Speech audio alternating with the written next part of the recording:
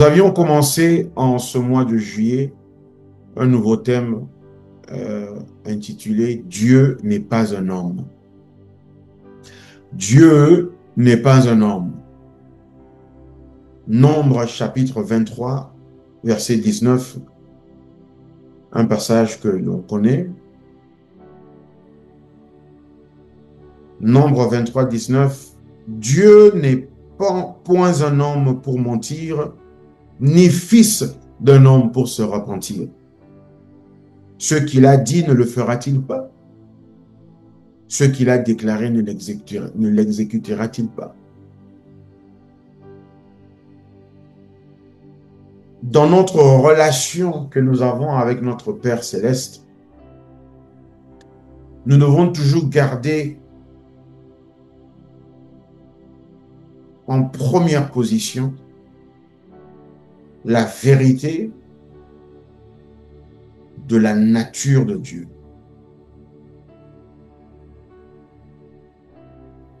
Parce que la nature d'une personne détermine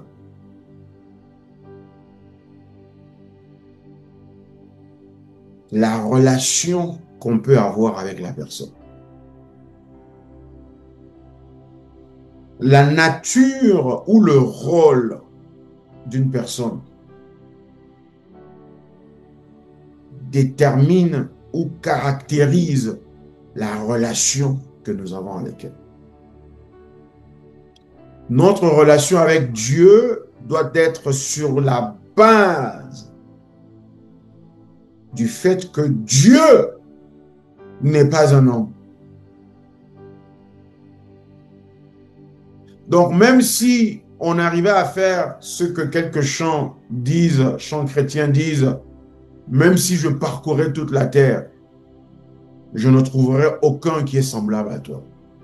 Oui. Parce qu'il n'est pas un homme.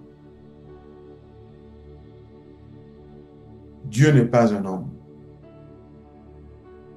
C'est pour ça même que quand Dieu a pris la forme d'un homme et qu'il est venu comme le Fils Jésus-Christ notre Seigneur, même sur Jésus-Christ, les disciples qui ont vécu avec lui pendant ces 3 années et demie de son ministère, lorsque Jésus se réveille dans la barque pendant la tempête et qui se lève et que Jésus réprimande la tempête et le vent et il dit « Silence, tais-toi » et la tempête s'arrête, le vent s'arrête, le calme total. Moi, je pense même que les nuages qui amènent un orage quelconque ont disparu. Le ciel s'est ouvert. Si c'était la nuit, voilà, les étoiles ont apparu tout de suite. Un ciel magnifique, comme s'il n'y avait jamais eu de vent. Les disciples qui se regardent, ils disent, c'est quel homme qui peut même commander le vent et la tempête?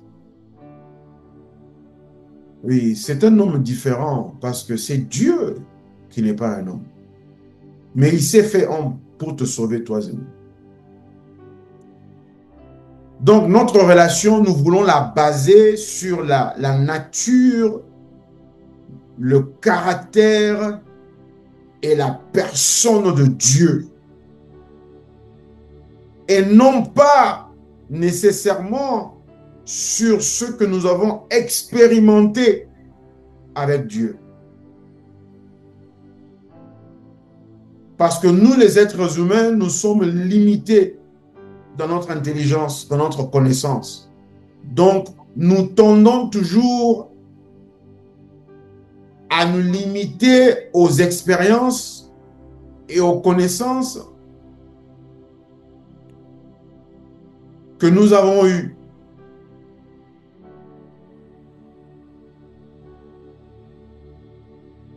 Il y a une façon de parler un peu qui est répandue dans le milieu chrétien où les gens disent, comment est-ce que tu aurais su que Dieu est l'Éternel Dieu qui te guérit s'il ne t'avait jamais guéri d'une maladie? Dieu, mais t'es menteur.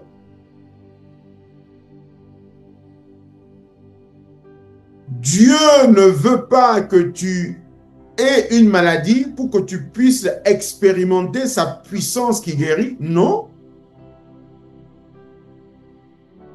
Dieu t'appelle, t'a sauvé et veut que tu expérimentes sa puissance qui guérit parce que tu es en bonne santé. Donc, notre relation avec Dieu n'est pas basée sur ses actes, mais elle est basée sur son caractère, sur sa personne, sur sa nature, sur qui il est, lui, et non pas d'abord ce qu'il a fait. Ce qu'il a fait est important, mais nous, en tant que fils de Dieu, on doit le placer après sa nature. Sinon, nous allons succomber au même problème qu'a eu le grand frère du fils prodigue. Le grand frère du fils prodigue était fâché quand son petit frère est rentré après avoir gaspillé toute la richesse de son père. Mais son père l'a accueilli, l'a pris dans ses bras, a fait organiser un grand festin, une grande fête, disant mon fils qui était perdu, qui était mort, est revenu à la vie. Et le grand frère a dit, comment tu peux faire autant de bien pour ce fils qui t'a désobéi, qui t'a déshonoré? Alors que moi, je suis ici tous les jours. Je travaille comme un esclave. Et tu ne m'as même jamais donné un petit cabri, un petit chevreau. Le père qui lui dit, mais ça veut dire que ma relation avec toi, mon fils, tu la bases sur ce que je fais pour toi? Mais tu ne sais pas que moi, ton père, dans ma nature, tout ce qui est à moi est à toi. C'est pour ça que Dieu veut que par ce message, nous puissions arriver à le voir, lui, en fonction de qui il est, et non pas d'abord en fonction de ce qu'il a fait. Dimanche passé, on a parlé de la majesté de Dieu. Oui. On ne peut pas y retourner. Si on y retourne, j'aurai très peu de temps pour partager ce qu'on a partagé aujourd'hui. Dimanche passé, on a parlé de la nature de Dieu dans sa majesté. Dieu est majestueux, pas à cause de ses miracles, non, parce qu'il est majestueux. Aujourd'hui, on va parler de quoi? Aujourd'hui, on parle plutôt de la souveraineté de Dieu. Oui. Dieu n'est pas un homme. Et aujourd'hui, on va voir ce qui fait de lui, ce qui le différencie d'un homme. La souveraineté de Dieu. Et la souveraineté de Dieu, je l'ai traduit par ce simple mot qui est dans la Bible également, où on appelle Dieu le très haut. Le très haut. On l'appelle le tout-puissant et on l'appelle le très haut. Sa souveraineté. Hébreux chapitre 6, verset 13. Hébreux 6, 13. Lorsque Dieu fit la promesse à Abraham, ne pouvant jurer par un plus grand que lui, il jura par lui-même.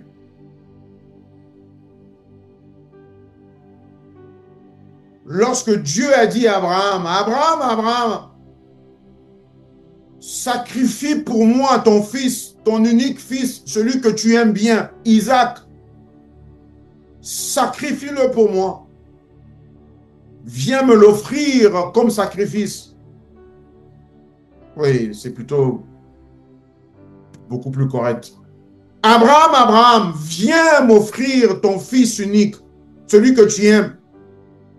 Isaac, viens me l'offrir comme sacrifice. Abraham obéit, il fait 3 jours et 3 nuits de marche. Dieu l'a dit, je te montrerai la montagne où tu dois m'offrir ce sacrifice. Dieu lui montre la montagne. Abraham dit à ses serviteurs, vous restez là, vous ne pouvez pas venir avec moi. Le fils et moi, nous allons adorer. Mon fils et moi, nous irons adorer. Abraham continue la route. Et il va sur la montagne. Il arrive, il met le bois, il attache son fils, il prend le couteau. Il s'apprête à mettre fin à la vie de son fils unique, le fils de la promesse, qu'il a attendu pendant 25 ans. Le fils miracle. Et Dieu dit, Abraham, du haut des cieux, il dit, Abraham, Abraham, ne fais pas du mal à l'enfant, car maintenant je sais que tu ne me refuseras rien du tout. Et Dieu lui fait la promesse, une promesse plus grande que celle qu'il lui avait faite avant. Il dit, non seulement je t'ai béni toi, mais en ta postérité, ouais, toutes les nations seront bénies. Et c'est cette bénédiction que Dieu prononce sur Abraham. Dieu dit, je dois te donner la certitude, la garantie que ce que je te dis va arriver. Donc, Hébreux 6,13 nous montre que Dieu a commencé à chercher. Qu'est-ce que je peux utiliser comme garantie? Comme dans le monde des finances, lorsqu'on veut faire quelque chose et qu'on demande une aide quelconque auprès d'une banque ou d'une institution quelconque, ou même d'une personne, et que ces gens veulent certaines garanties, on doit amener quelque chose qui a une valeur plus grande que ce qu'on a. Oui. Donc, Dieu a voulu faire la même chose, si vous voulez. Mais la Bible dit, Dieu a cherché le Dieu omniscient, le Dieu qui est la source de toute sagesse et toute intelligence et toute connaissance. Il a cherché, il a réfléchi pour trouver quelqu'un ou quelque chose qui puisse être plus grand que lui. Et il n'en a pas trouvé. Donc la souveraineté de Dieu est d'abord par sa grandeur, par le fait qu'il n'y a pas un qui est plus grand que lui. Et il n'y a pas un qui est plus grand que lui d'abord parce qu'il est le créateur de toutes choses qui existent, visibles ou invisibles. C'est ça qui fait de lui souverain. Au-dessus de tout, il est le créateur.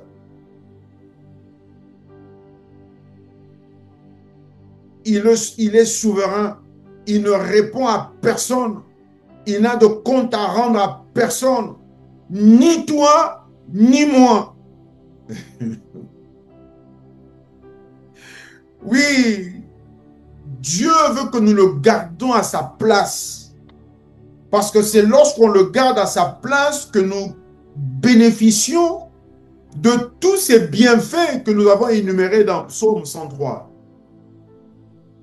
Du pardon des péchés, de la guérison des maladies, de la délivrance de la fosse, de la bonté, de la couronne de bonté et de miséricorde, du rajeunissement à notre âge.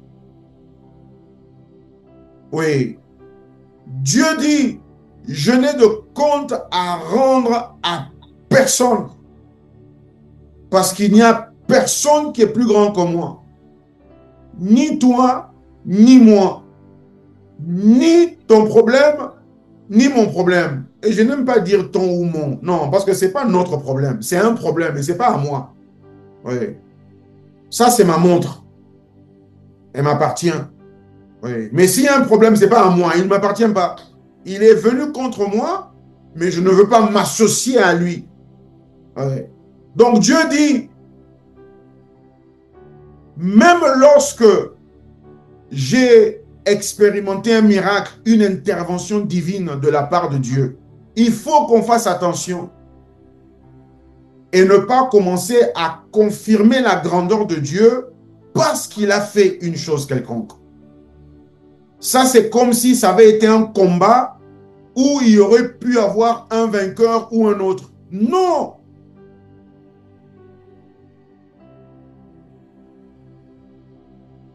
Dieu n'a trouvé personne plus grand que lui. Toi et moi, nous ne devons jamais égaler quelque chose ni quelqu'un à Dieu. Même dans nos actions de grâce, on doit faire attention. Ne pas dire Dieu est grand. Pourquoi? Parce qu'il a fait telle chose. Non, Dieu est grand parce qu'il est Dieu. Toute chose qui puisse exister a été créée par lui. Donc, je ne peux jamais comparer créature ni création au Créateur. Deuxièmement, Ésaïe chapitre 43, versets 10 à 11. Ésaïe 43, 10 à 11. On parle de la souveraineté de Dieu. Le Dieu très haut. On voit que Dieu, en bénissant Abraham, a voulu jurer, garantir la promesse, affirmer la certitude de ce qu'il disait à Abraham. Donc il a cherché, qu'est-ce que je peux te donner comme signe, Abraham, comme preuve que ce que je te dis, je vais le faire. Et Dieu n'a trouvé rien ni personne. Donc la Bible dit, il a dû jurer par lui-même.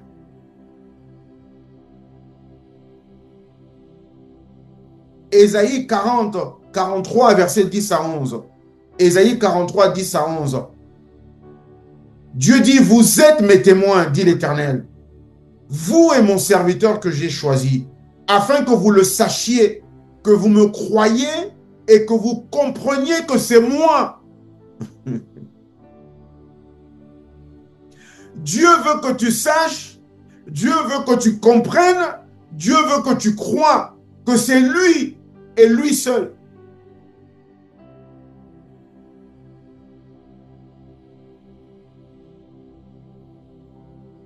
Et Dieu continue à dire, Ésaïe 43, 10, avant moi, il n'a point été formé de Dieu. Après moi, il n'y en aura pas. Verset 11, c'est moi qui suis l'Éternel, le Seigneur. Et hors moi, il n'y a point de sauveur.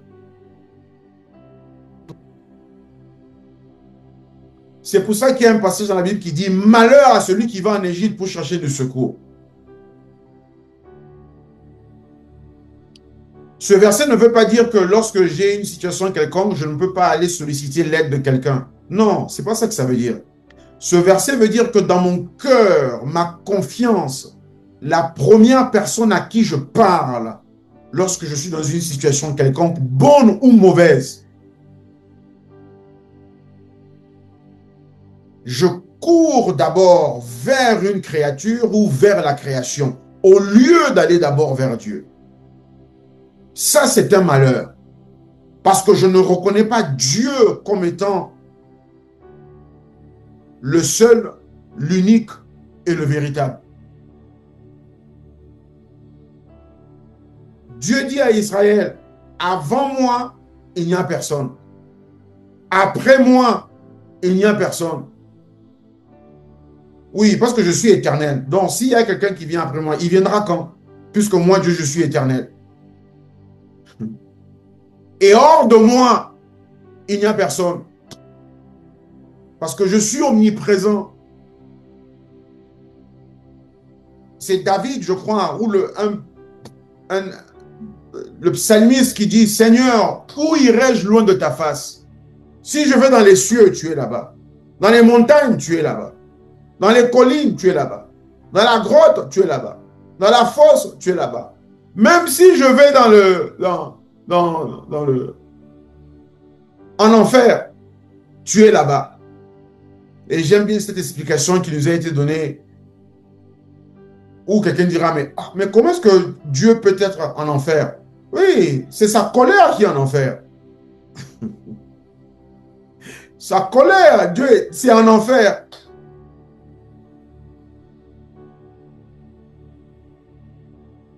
Dieu dit avant moi, après moi et hors de moi, il n'y a personne. Je suis souverain parce que je suis le seul. Donc, toi et moi, la vie que nous menons aujourd'hui, ce que nous avons aujourd'hui. Oui. Parce qu'il ne faut pas seulement parler de la grandeur de Dieu ou de sa souveraineté, puisqu'on fait face à un problème ou une situation négative. Non, il faut faire attention. La souveraineté de Dieu est établie sur toute situation. Donc, je ne vais pas reconnaître, affirmer, confesser, proclamer, déclarer la souveraineté, la grandeur de Dieu seulement parce que je fais face à un Goliath. Lorsque je suis assis dans des verts pâturages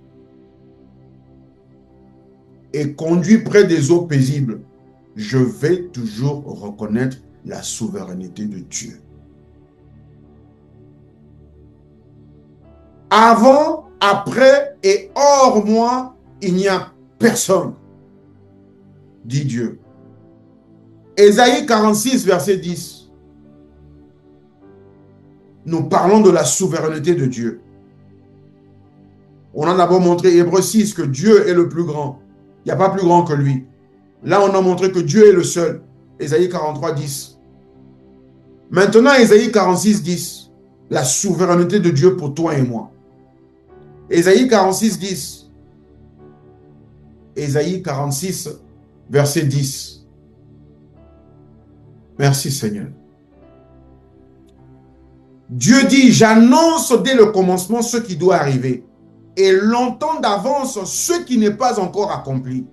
Je dis mes arrêts, mes décisions subsisteront, mes résolutions, mes plans, ma pensée, mon désir subsistera. Subsistera malgré tout, malgré toi, malgré moi. Les décrets, les arrêts, les décisions, la volonté de Dieu subsistera. Et j'exécuterai toute ma volonté.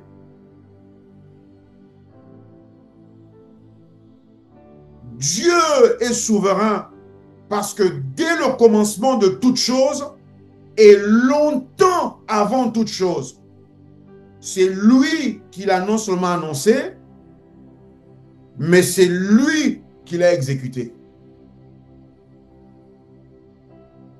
La souveraineté de Dieu. Oh, ça c'est déjà de nous remplir d'une révérence.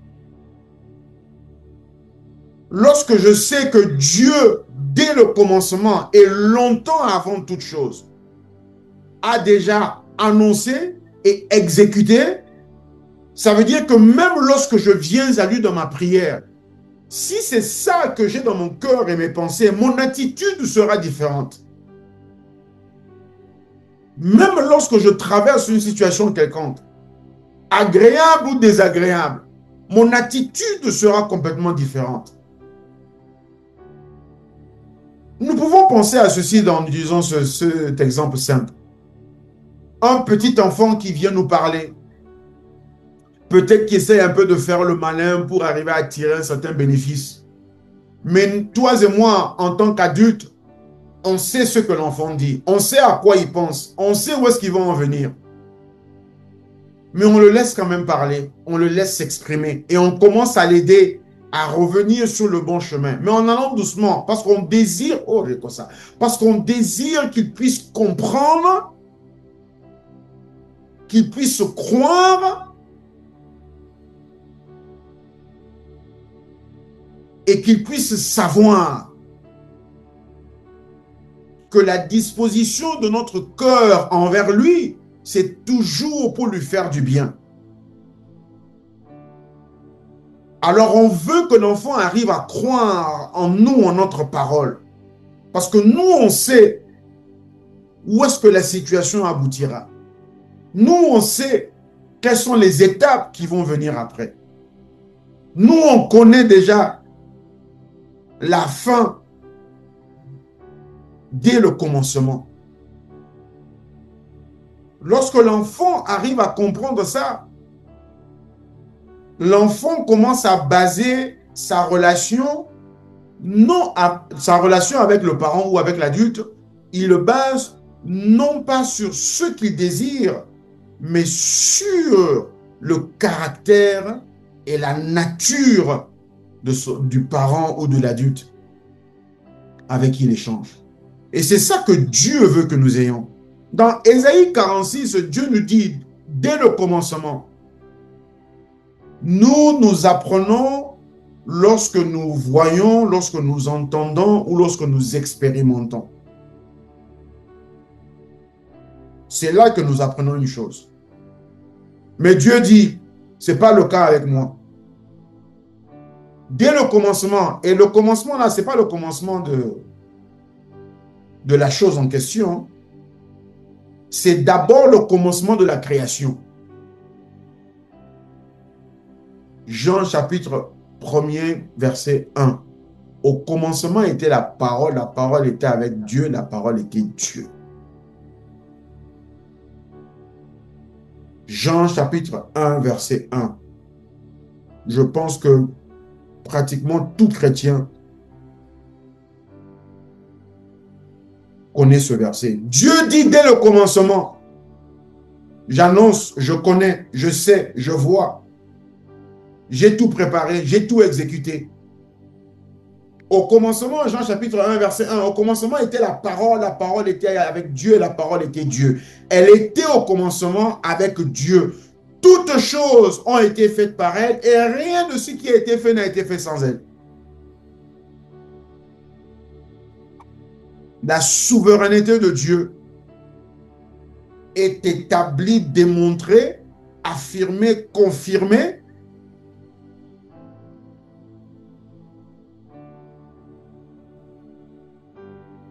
par son omniscience.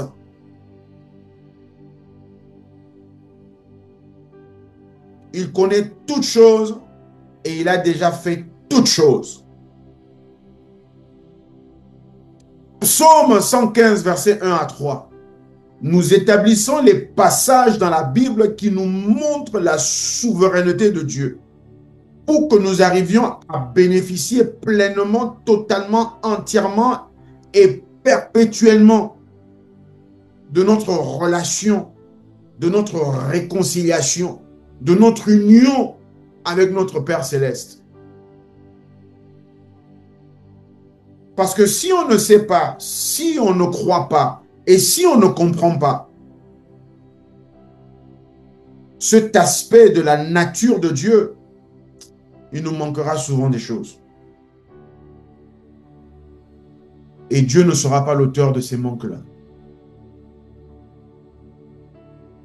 Car la Bible dit que Dieu ne nous prive d'aucun bien. Aucun, aucun. Psaume 115, verset 1 à 3.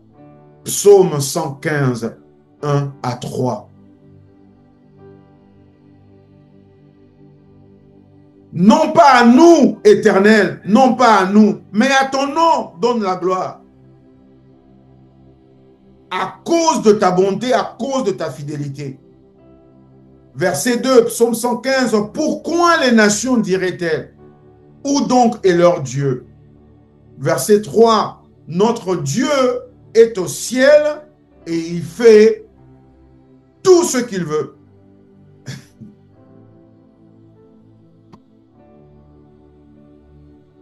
Mon Dieu, ton Dieu, notre Père Céleste est au ciel et il fait tout ce qu'il veut.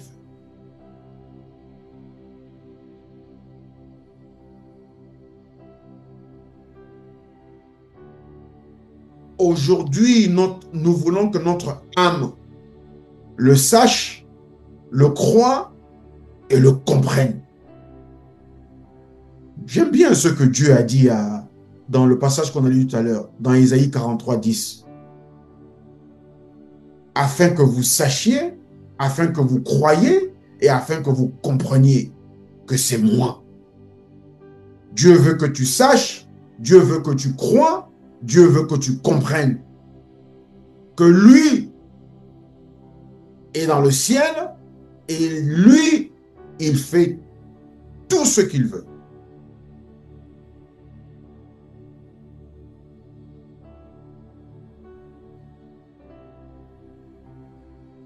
ce qu'il veut.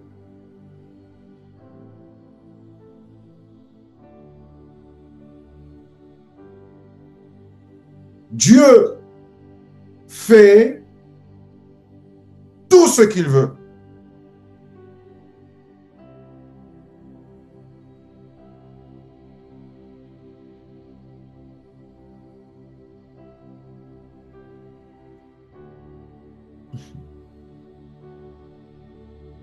C'est ça qui démontre sa souveraineté. L'apôtre Paul dit quelque part, Dieu nous a sauvés, nous a prédestinés à être ses enfants bien-aimés selon le bon plaisir de sa volonté. Dieu s'est fait plaisir à lui-même en décidant de faire de toi et moi ses enfants. Jésus-Christ le démontre même dans son sacrifice. Il dit, Jésus-Christ dit aux disciples, ce n'est pas un homme qui m'ôte la vie. Ma vie ne m'est pas ôtée, elle ne m'est pas arrachée. Ce n'est pas la mort qui vient et qui s'empare de mon âme. C'est moi qui la donne. Pourquoi?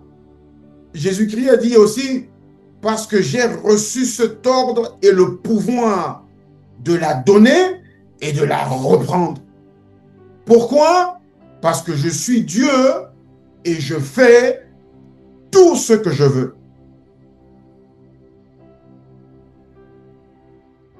C'est pour ça qu'il est futile. C'est pour ça qu'il est insensé de résister à Dieu. Psaume 2, je pense, le passage dit, pourquoi ce tumulte parmi les nations? Pourquoi les nations se lèvent-elles contre l'Éternel et contre son oint? Pourquoi? Ça sert à quoi? Pourquoi tu vas lutter avec Dieu? Pourquoi je vais lutter avec lui? Parce que la Bible me dit ici dans Psaume 115 que Dieu fait tout ce qu'il veut. Parce qu'il est souverain et qu'il ne répond à personne. Oui, il ne répond à personne, c'est peut-être une traduction, comment on va dire, littérale, hein? Mot par mot, vraiment de l'anglais au français. He answers to no one. J'aime bien la façon dont ça le dit. Même si ce n'est pas, voilà, grammaticalement correct en français, mais c'est comme ça qu'on va le dire. Dieu n'a de compte à rendre à personne. Il fait ce qu'il veut, quand il veut, où il veut, comme il veut. Et je saute déjà à un des passages que je donnerai peut-être vers la fin, où Dieu dit à Moïse, je fais grâce à qui je fais grâce. Je fais miséricorde à qui je fais miséricorde.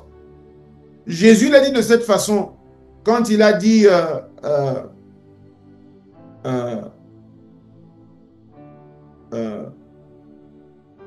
il avait dit quelque chose sur Jean, et je crois que les disciples ont compris comme si Jésus avait dit que Jean, l'apôtre Jean, n'allait pas mourir jusqu'au retour de Jésus-Christ. Mais Jésus leur a dit, que t'importe, ça te regarde en quoi? Si moi, Jésus, je décide qu'il vive jusqu'à ce que je rentre.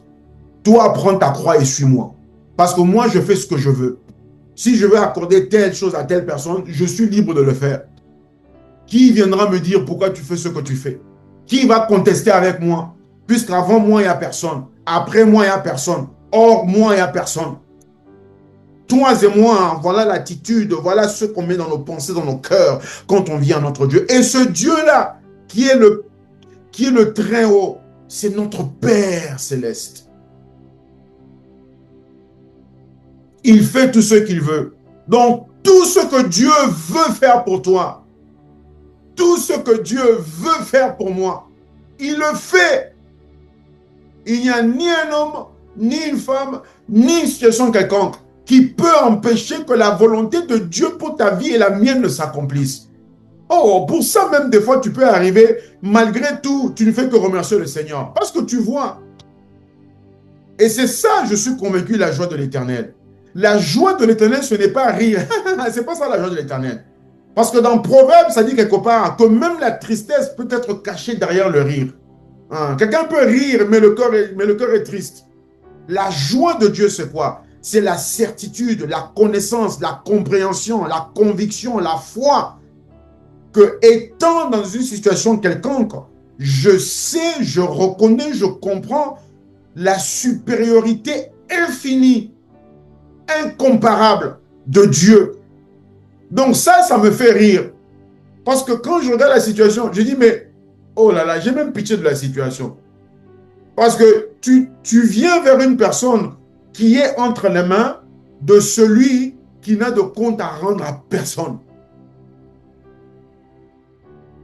Voilà l'attitude d'un fils.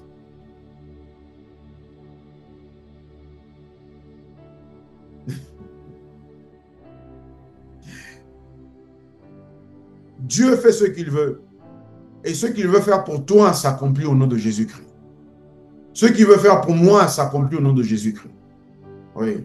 Ne sois pas l'auteur des retards qui peuvent être expérimentés dans la vie.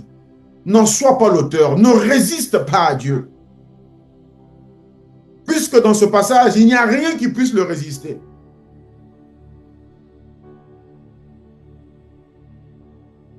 Psaume 33, versets 8 à 11. On arrive vers la fin. Psaume 33. Tous ces versets-là, on ne fait qu'établir la souveraineté de Dieu. Comme ça, quand on prie, comme ça, quand on marche, comme ça, quand on vit, comme ça, quand on travaille, comme ça, quand on agit, c'est toujours dans nos pensées. Nous avons la compréhension, la connaissance et la conviction. Merci Seigneur. Nous avons la compréhension, la connaissance et la conviction que Dieu, mon Père céleste, fait tout ce qu'il veut. Donc Jérémie 29, 11, où Dieu dit, je connais les projets que j'ai formés pour toi, projets de bonheur et non de malheur, pour te faire du bien et te donner un avenir. Ces projets-là, je sais que Dieu les fait pour toi et pour moi.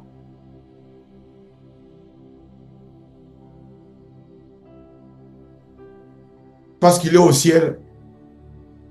On a vu le dimanche passé, il habite une lumière inaccessible. Il est Dieu invisible. Il n'y a que Jésus, l'homme seul, qui a vu Dieu. Ça, c'était le message du dimanche passé. Dans sa majesté, Dieu n'est vu que par Jésus-Christ, l'homme. Dans Hébreu, ça dit c'est Jésus qui est entré dans le tabernacle céleste, qui n'a pas été construit, bâti par les mains d'un homme, là où Dieu seul réside. Jésus-Christ, l'homme, est entré là pour présenter l'offrande de son sang, pour l'expiation, le pardon, l'annulation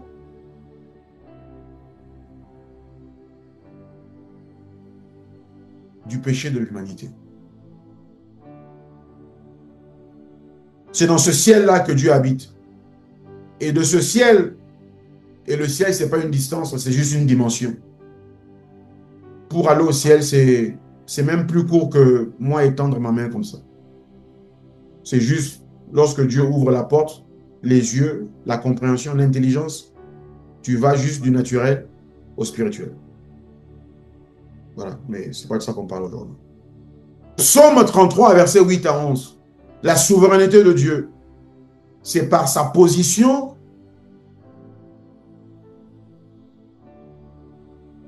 et par son pouvoir de faire ce qu'il veut. Dieu est au ciel, il fait ce qu'il veut. Psaume 115, 1 à 3. Maintenant, psaume 33, 8 à 11. Psaume 33, 8 à 11. Psaume 33, 8 à 11. Que toute la terre craigne l'Éternel. Que tous les habitants du monde tremblent devant lui. Car il dit, et la chose arrive. Il ordonne, il commande, il déclare, il décrète. Et elle existe. L'Éternel renverse les desseins, les projets, les pensées des nations. Il anéantit les projets des peuples. Mais ses desseins à lui, ses projets à lui, sa pensée à lui, son désir à lui subsiste à toujours. les projets de son cœur de génération en génération. La souveraineté de Dieu. Et cette souveraineté-là, c'est pour toi et moi. Elle n'est pas contre nous, elle est pour nous.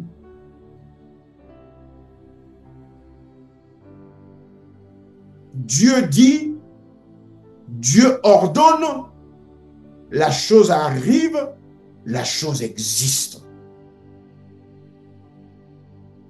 J'aime bien comme ça dit, d'abord elle arrive, ensuite elle existe. Parce qu'il se peut que pendant qu'elle arrive vers moi ou pendant qu'elle arrive à moi,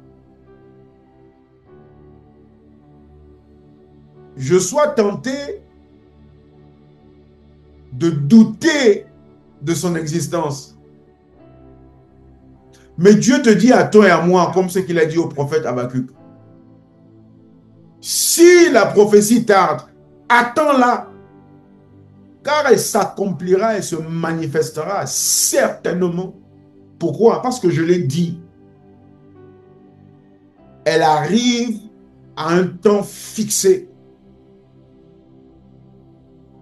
Jérémie, Dieu dit à Jérémie, ma parole court vers son accomplissement. Dieu dit à Jérémie, je veille sur ma parole afin de l'accomplir. C'est ma souveraineté. Quand j'ouvre la bouche, ce qui sort existe. Romains chapitre 4, Dieu qui appelle les choses qui n'existent pas comme si elles existaient.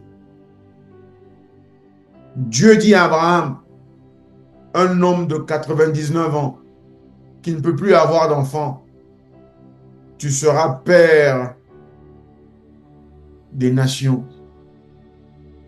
Dieu précise, il dit un enfant de toi et de ta femme Sarah, qui a 90 ans. Quand Dieu l'a dit, cette chose existe. Et elle arrive et elle court vers son accomplissement ou sa manifestation physique, visible, palpable, tangible. C'est ça la souveraineté de Dieu. Ne nous limitons pas à ce qui est visuel, sensuel, charnel, intellectuel, humain, naturel. Ne nous limitons pas à ça, car nous sommes esprits, possédant une âme et vivant dans un corps. Reconnaissons l'existence de toutes les promesses de Dieu faites à toi et moi. Reconnaissons, comprenons et croyons, soyons convaincus de leur existence. Pour celui ou celle qui n'est pas encore marié, qui désire le mariage, Dieu te dit, tu dois comprendre, tu dois croire et tu dois reconnaître l'existence du conjoint que tu espères avoir et partager le reste de ta longue vie ici sur terre. Avec qui partager le reste de ta longue vie ici sur terre. Ça veut dire que rendre grâce à Dieu pour ses bienfaits ne commence pas lorsque j'ai reçu les bienfaits, mais elle commence lorsque Dieu a dit ou a promis le bienfait.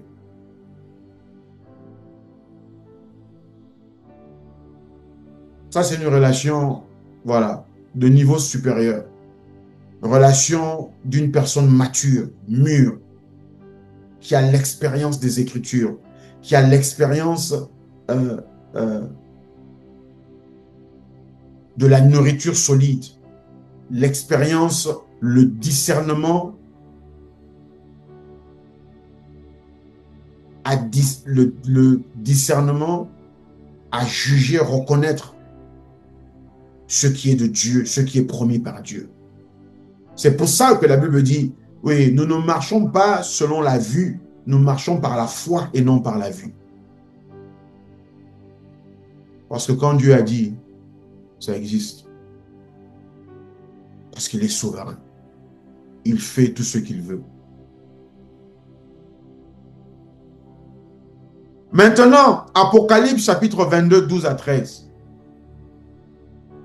Apocalypse 22, 12 à 13. Apocalypse 22, 12 à 13. Oh, merci Seigneur. Tout ce que Dieu a dit sur moi, sur toi, sur la vie, sur nos enfants, sur notre travail, sur notre existence ici sur terre, sur notre mission, sur notre appel, sur toute chose, tout aspect, même ce qu'on ne sait pas encore.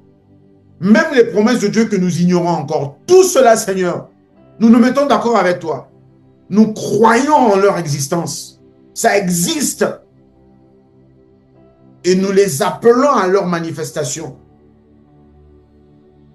Il n'y a rien qui puisse s'opposer à ça. Rien.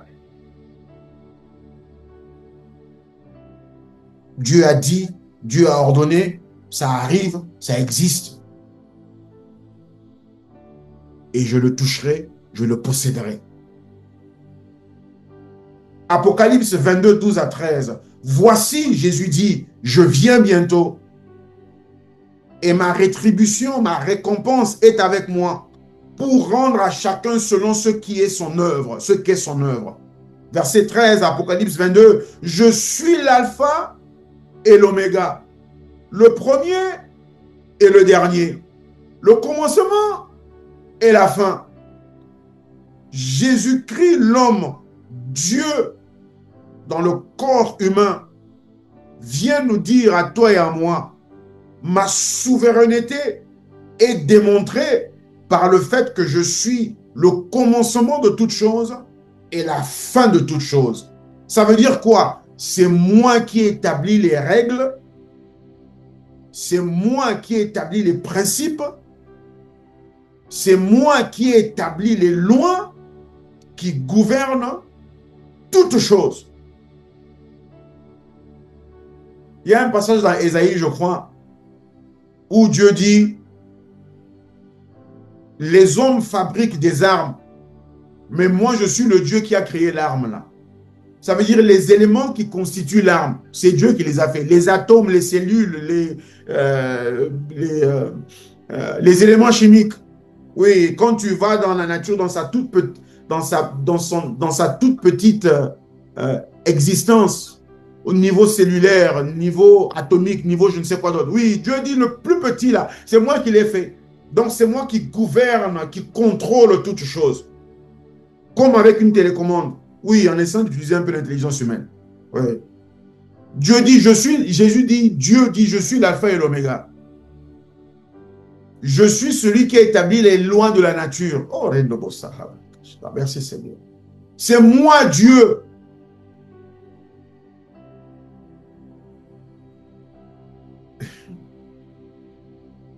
C'est moi qui établis toutes les lois. C'est moi qui en suis l'auteur. Je suis l'auteur de toutes les lois, tous les principes, toutes les règles qui gouvernent la nature, la vie, tout ce qui existe. Je suis le premier et le dernier. C'est moi qui suis la source de tout et c'est moi qui suis la fin de tout, ou la fin de tout est en moi. Dans Hébreu, ça dit Jésus-Christ, l'auteur et le consommateur de notre foi. Ouais, en français, en anglais, ça dit the author and the finisher.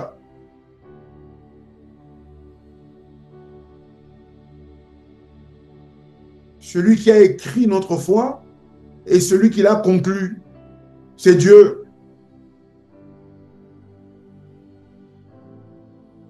Dans sa souveraineté, il contrôle tout ce qui existe.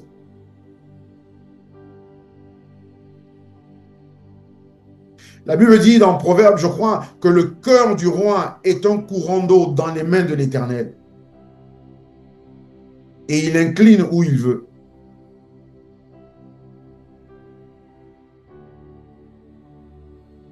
Je ne peux pas venir, oh Seigneur, regarde le problème, oh Dieu, étends ta main, Seigneur, aide-moi, oh regarde, il vient. Non, je ne peux pas faire ça. Parce que le souffle de vie même qui est dans le corps de ces personnes, la, la, la, la nature, la composition chimique et biologique même de ces choses-là qui peuvent être une préoccupation pour moi. Dieu dit, j'en suis l'auteur et c'est moi qui contrôle tout. Je peux le désintégrer totalement, le faire disparaître. Je suis souverain parce que je suis le commencement et la fin, le premier et le dernier, l'alpha et l'oméga. Il n'y a rien qui me surprend et il n'y a rien qui m'échappe. Merci Seigneur. Il n'y a rien qui surprend Dieu te concernant et il n'y a rien qui échappe à Dieu en ce qui te concerne, en ce qui me concerne. Je vais un peu vite là pour terminer. Et toujours sur cette même pensée de Alpha et Oméga, Hébreux 13, verset 8, on parle de la souveraineté de Dieu pour améliorer, mûrir, établir notre relation que nous avons avec notre Père Céleste, qu'elle soit basée sur lui et rien d'autre. Hébreux chapitre 13, verset 8, Jésus-Christ le même hier, aujourd'hui et éternellement. Dieu est souverain parce qu'il est le maître, l'auteur et la source des temps, des circonstances et de la nature de tout ce qui existe, de sa composition physique, chimique, biologique. Dieu en est l'auteur et la source. Lorsque je le sais, comme Dieu me dit dans Ésaïe 43, lorsque je le sais, lorsque je le crois, lorsque je le comprends, oh, même ma prière sera un plaisir. C'est comme ça qu'un homme ou une femme peut arriver à prier pendant des heures sans jamais être fatigué. Oui. Parce que je parle à un Dieu qui est éternel, infini, dans sa puissance, sa grandeur, son amour. Oui. C'est pour ça, je crois, c'est même l'apôtre Jean qui a dit, si on devait écrire, si on devait mentionner tous les miracles que Jésus a fait, il n'y aurait pas assez de livres pour les contenir.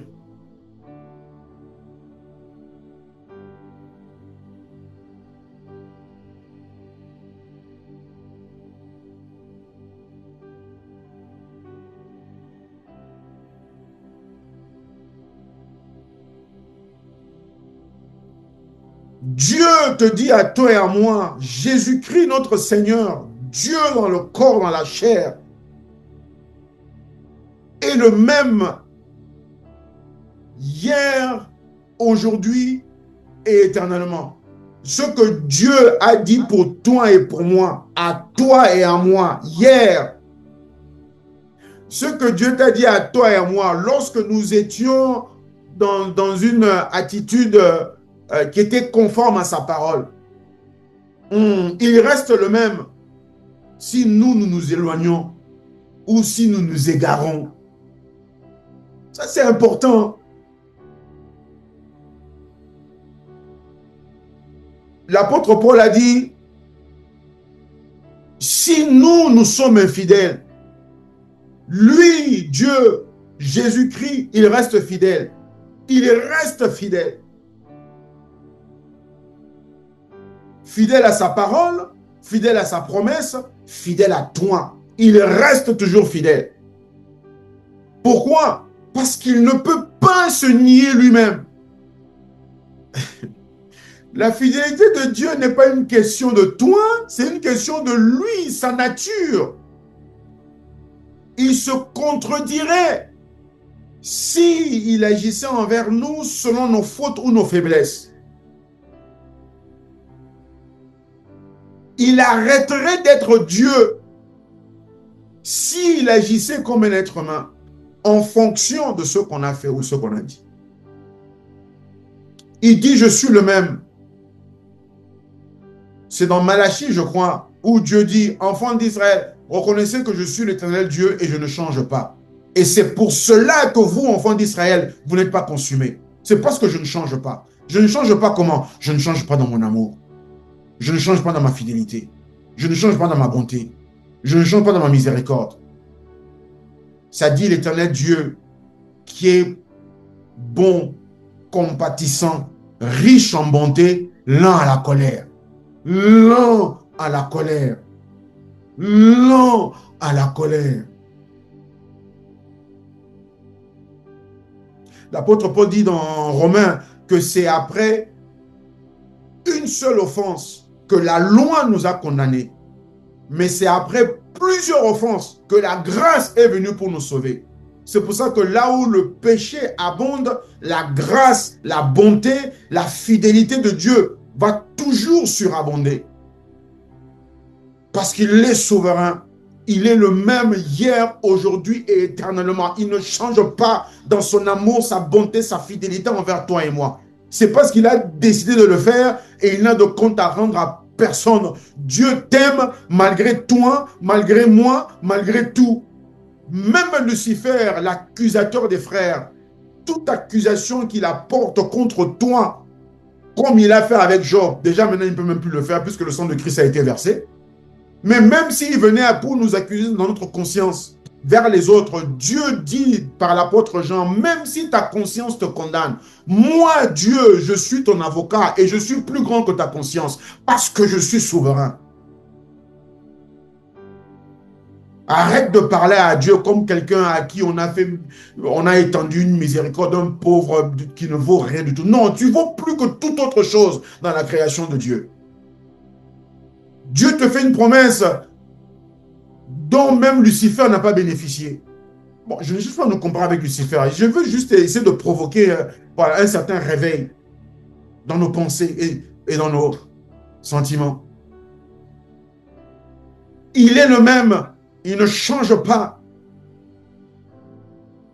Dans son amour, sa fidélité, sa miséricorde, sa parole, ses promesses, il reste le même.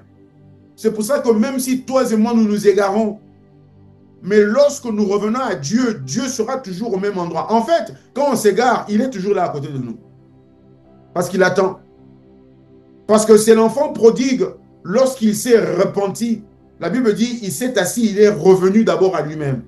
Il a dit, ah, même les serviteurs de mon père, là-bas, là, chez nous, à la maison, là-bas, ils vivent mieux que ce que moi je vis ici.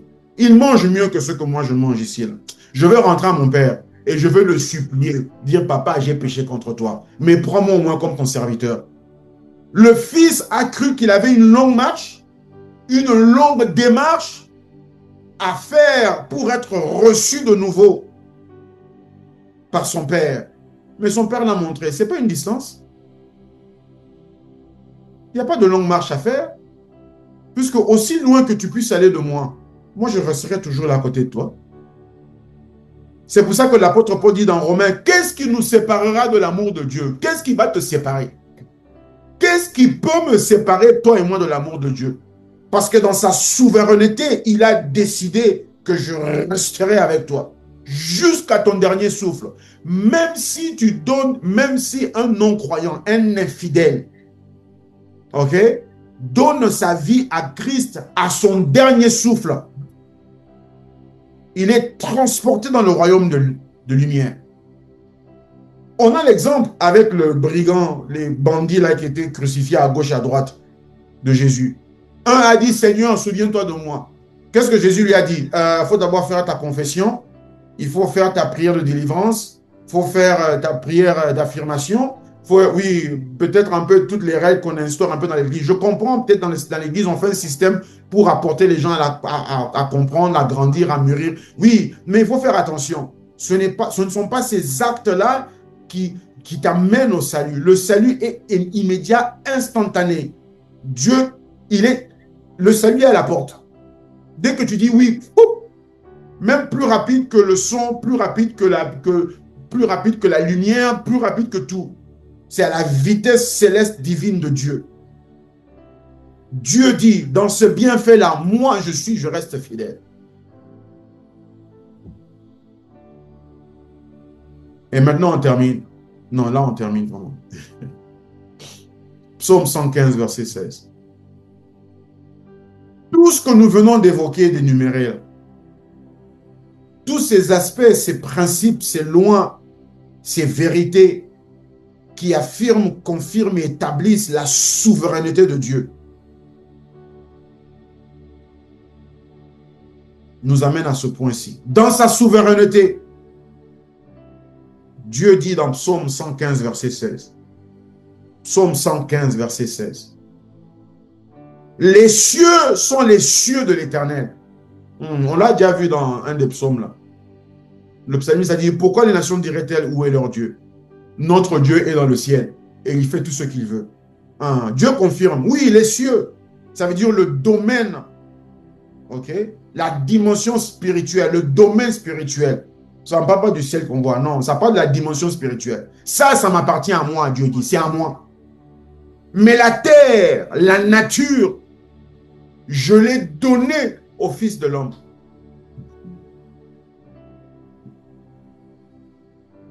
Dans sa souveraineté, le créateur du ciel et la terre, des choses visibles et invisibles, spirituelles et naturelles. Ok? Dans sa souveraineté, Dieu a décidé, selon le bon plaisir de sa volonté, par sa résolution propre à laquelle personne ne peut s'opposer. Dieu a dit, toute la terre, toute la nature, je vous la donne, vous les hommes. Et la Bible dit dans Romains que les dons et l'appel de Dieu sont irrévocables. Donc Dieu, dans sa souveraineté, il a rendu le don de la terre, il a établi l'irrévocabilité. J'espère que c'est un mot. Si ce n'est pas un mot, je l'invente. Dieu a établi l'irrévocabilité de son don qu'il nous a fait à toi et moi. La nature, le monde même. On avait vu, je crois, un dimanche, le passage qui dit, qu'est-ce que l'homme pour que tu te souviennes de lui? Qu'est-ce que l'homme pour que tu penses à lui? Mais tu l'as créé de peu inférieur à Dieu. Oui, et tu l'as rendu maître de toute la création. Dieu, dans sa souveraineté, il a donné la nature. Quand ça dit la terre, ça parle de la nature. Dieu l'a donné à l'homme. Le monde et tout ce qui le renferme a été créé par Dieu pour l'être humain. Pour servir aux intérêts de l'être humain.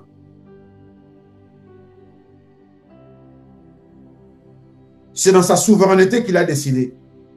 Incontestable, indéniable, irrévocable. Dieu a donné la terre à toi. C'est pour ça que même la nature et la terre soupirent encore aujourd'hui. Parce qu'elle attend la manifestation des fils de Dieu. Toi et moi, à qui la terre a été donnée. Genèse 1, 26 à 28. La souveraineté de Dieu, qu'est-ce qu'elle a fait ensuite pour toi et moi? La souveraineté de Dieu, la grandeur de Dieu, qu'est-ce qu'elle a fait? Genèse 1, 26 à 28. Genèse 1, 26 à 28. On a terminé. Ne vous fatiguez pas, on a terminé. Genèse 1, 26 à 28. Puis Dieu dit, faisons l'homme à notre image. Dieu a dit, et il a dit à qui? Pas aux anges, il s'est dit à lui-même. Dieu le Père, le Fils et l'Esprit. Il s'est dit à lui-même, faisons l'homme à notre image, selon notre ressemblance. Ça veut dire qu'il a notre nature et il a notre capacité à nous.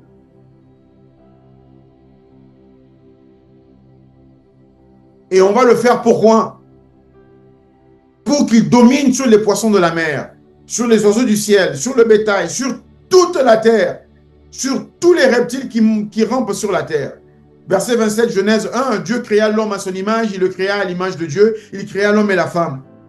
Dieu les bénit et Dieu dit, rappelons-nous, quand il dit, la chose arrive. Il ordonne, elle existe. Regarde ce que Dieu a dit, regarde ce que Dieu a ordonné sur toi et moi. Donc ça là, ça existe, ça là, ça arrive. Dieu dit, soyez féconds, productifs.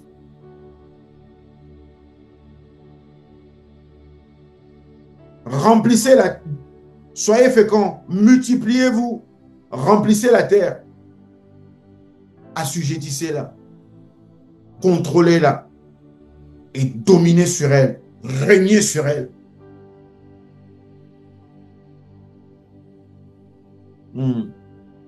La domination sur la terre, le règne sur la terre, ce n'est pas une question de confession positive par tous ces discours de motivation. Non, nous ne sommes pas dans les discours de motivation. Ce qu'on donne ici, ce n'est pas un discours de motivation, c'est la parole de Dieu qui est établie de toute éternité, depuis toute éternité. La parole que Dieu a prononcée. Ça, ce n'est pas une motivation, c'est une déclaration. C'est une prédication, c'est une prophétie.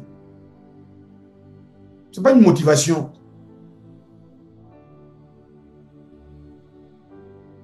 La motivation, c'est pour t'encourager à faire quelque chose en espérant avoir un résultat positif. La déclaration, la prédication, la prophétie, c'est pour t'amener à faire ce pourquoi Dieu t'a créé, ce pourquoi Dieu t'a suscité ici sur terre, ce dont Dieu t'a rendu capable de faire, ce que tu es appelé à faire, ce pourquoi tu seras jugé, ce dont Dieu te demandera de rendre des comptes. Parce qu'il a mis en toi le pouvoir, la domination, la productivité, la force, la capacité de le faire. Donc on ne te motive pas, on prophétise sur ta vie avec les Écritures. Dans sa souveraineté, Dieu nous a créés pour dominer sur la nature.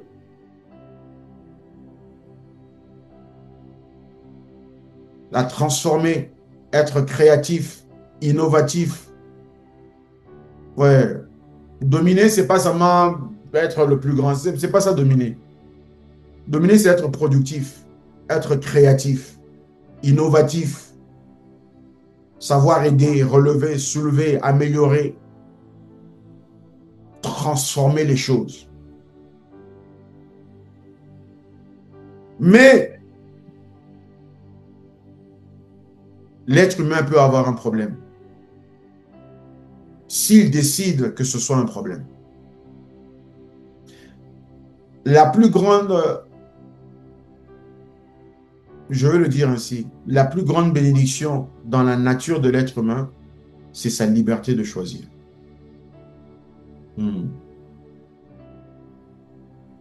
Et si cela est mal utilisé, ça devient le plus grand problème de l'homme, de l'être humain. Car Dieu, dans sa souveraineté, Nombre chapitre 14 et verset 28, c'est notre dernier verset.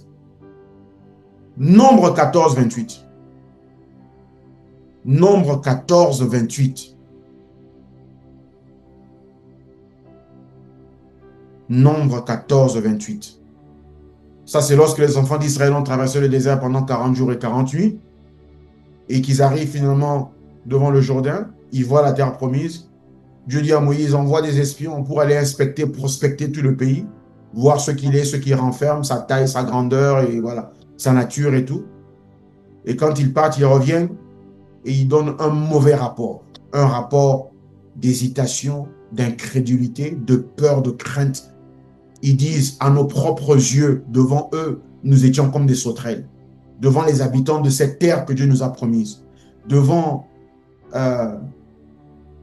la déclaration que Dieu a faite pour nous. Devant la parole que Dieu a prononcée en notre faveur. Nous nous sommes trouvés incapables. Nous nous sommes considérés incapables de recevoir et de posséder. Dieu leur dit, Nombre 14, 28. Dieu dit à Moïse, dis-leur, dis aux enfants d'Israël, je suis vivant, je suis le même, je ne change pas. Même si vous vous doutez, même si vous ne croyez pas, même si vous avez peur, même si vous me prenez pour un homme, pensant que je vous ai menti, pensant que j'ai menti à Abraham pendant toute sa vie, pensant que j'ai menti à Israël pendant ses 430 années d'existence, pensant que Dieu m'a menti parce que je me retrouve dans une situation qui semble être plus grande que moi, hein, à mes propres yeux, pas aux yeux de Dieu. Et les propres yeux, ça veut dire les yeux de la nature. Ça veut dire les yeux de l'homme à sa chute. Ça veut dire les yeux d'Adam et Ève quand ils se sont séparés de Dieu. Oui, Adam et Ève ont mangé le fruit, ils ont été séparés de Dieu et ils ont vu qu'ils étaient nus, ils ont eu honte. Oui. Donc quand j'ai peur, c'est parce que je me sépare de ce que Dieu a déclaré. Je me sépare de la compréhension, de la conviction et de la compréhension, de la conviction et de la connaissance de ce que Dieu a dit.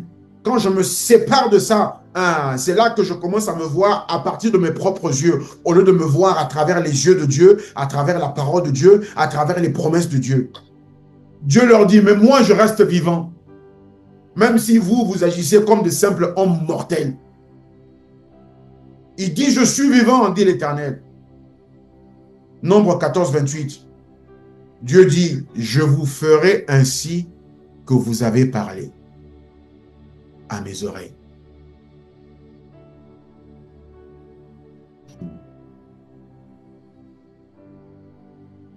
Dieu dit à Israël, j'ai appelé Abraham seul depuis Ur, là où il habitait, là, en Chaldée, je crois.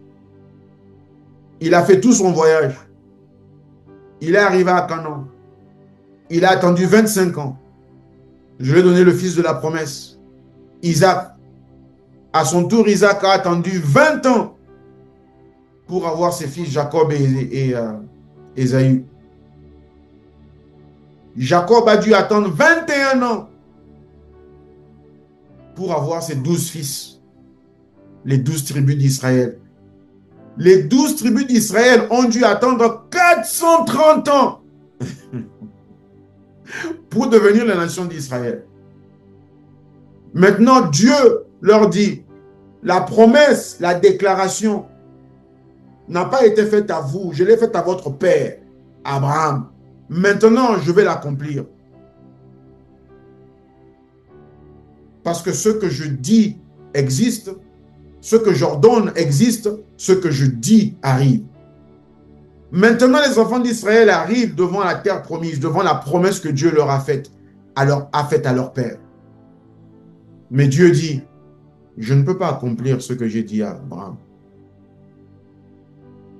Je ne peux que faire ce que vous avez prononcé à mes oreilles. Dieu, dans sa souveraineté, ne peut que faire, accomplir, manifester, produire ce que toi, tu prononces dans ses oreilles à lui.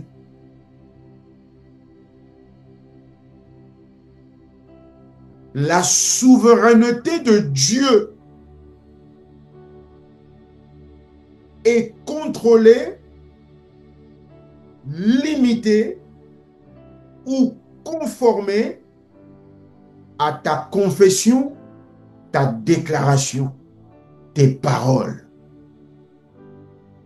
Parce que Jésus a dit, c'est de l'abondance du cœur, c'est de l'abondance du cœur que la bouche parle. Si je parle doute, crainte, ignorance, voilà, ça veut dire que mon cœur est rempli de cela. Dieu dit dans ma souveraineté, je t'ai donné la terre.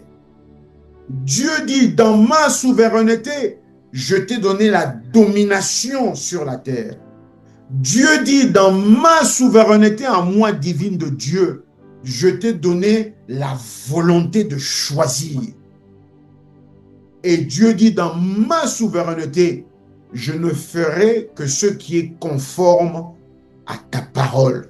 Ça veut dire ce que moi, Dieu, j'ai dit, ce que moi, Dieu, j'ai ordonné, pour qu'elle arrive et pour qu'elle se manifeste, il faut que toi, tu dises la même chose en le croyant dans ton cœur.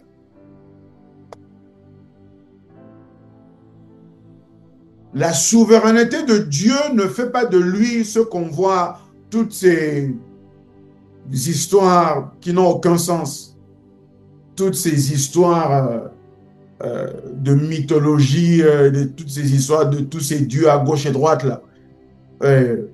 Je ne connais pas grand-chose, mais bon, voilà. On dit oui, ça c'est le Dieu de ceci, mais voilà, lui, telle chose et telle chose l'a faite. Et des fois même, on a l'impression qu'il y a un Dieu qui est jaloux envers quelqu'un. Oui, la Bible dit même, Dieu dit à Israël, je suis un Dieu jaloux. Mais la jalousie de Dieu, c'est l'expression de son droit de créateur et de père. Parce qu'il nous a créés, il nous a sauvés, nous lui appartenons. Mais sa jalousie, c'est son désir profond de pouvoir avoir cette relation avec nous, de pouvoir étendre sa bonté, sa miséricorde, sa grâce, sa faveur, ses bienfaits envers nous.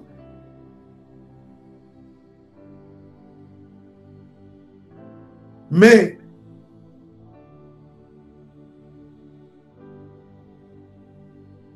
avec tous les bienfaits que Dieu a, dans sa souveraineté, il peut être limité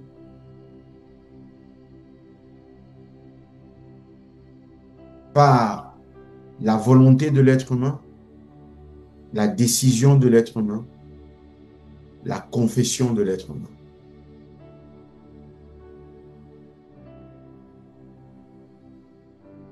Donc, il ne s'agit pas nécessairement de dire si Dieu veut.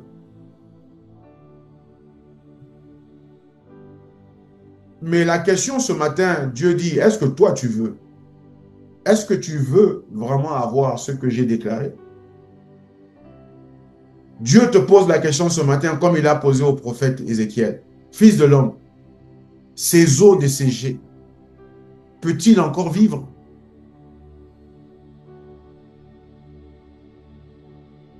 Dieu te pose la question. Crois-tu vraiment